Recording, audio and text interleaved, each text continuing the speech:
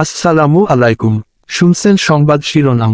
বাঞ্ছারামপুরে চাঞ্চল্যকর গৃহবধূ হত্যার আসামি গ্রেফতার। এখন শুনবেন বিস্তারিত।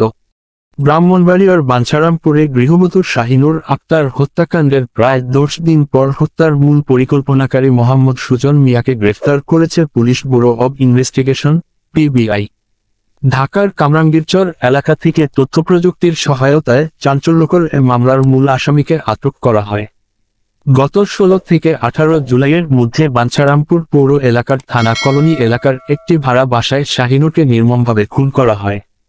হত্যার পর তার ঘরের দরজায় বাইরে থেকে তালা লাগিয়ে চলে যায় হত্যাকারীরা।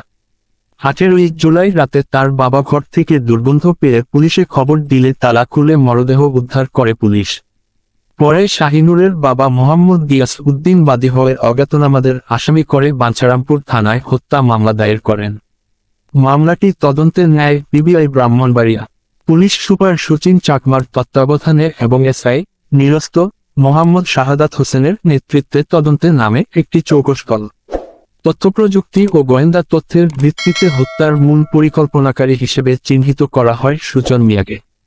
27 জুলাই তাকে ঢাকার কামরাঙ্গীরচর এলাকার এক আত্মীয়ের বাসা থেকে গ্রেফতার করা হয়।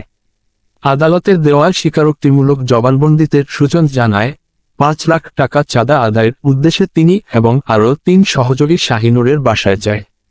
টাকা দিতে অস্বীকৃতি জানালে তারা শাহিনুরকে ছুরিকাঘাত করে হত্যা করে পালিয়ে যায়।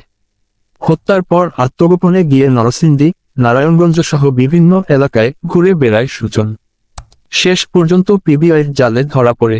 PBI Brahmanbaria police super Sachin Chakma জানান, শাহিনুর হত্যার রহস্য উদ্ঘাটন ও মূল আসামি গ্রেফতারের ঘটনায় এলাকায় স্বস্তি ফিরে এসেছে বলে জানিয়েছেন স্থানীয়রা। মামলাটির তদন্ত এখনও চলমান রয়েছে। ব্রাহ্মণবাড়িয়া 24.নিউজ।